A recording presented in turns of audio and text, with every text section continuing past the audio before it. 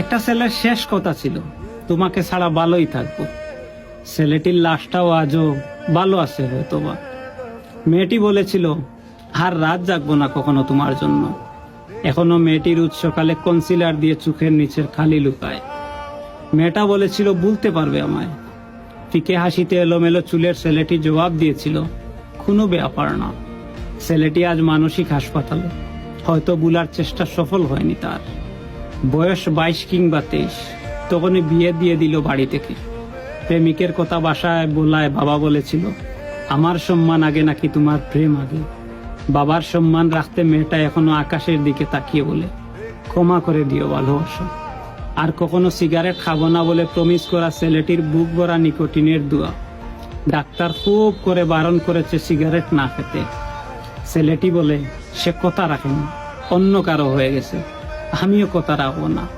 কেউ ভালো থাকে না ভাই, বিশ্বাস করো, যারা মন থেকে সত্যি ভালোবাসে তারা ভালোবাসা হারিয়ে কখনো ভালো থাকে না। সব সামলে নেওয়া যায়, বুকের বাম দিকের চিনচিনে ব্যথাটা সামলানো যায় না কখনো।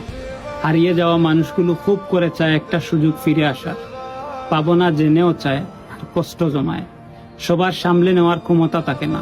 কেউ ধীরে ধীরে শেষ হয়, কেউ বা তাড়াতাড়ি শেষ হয়, কিন্তু আত্মার মৃত্যু একসাথেই হয়।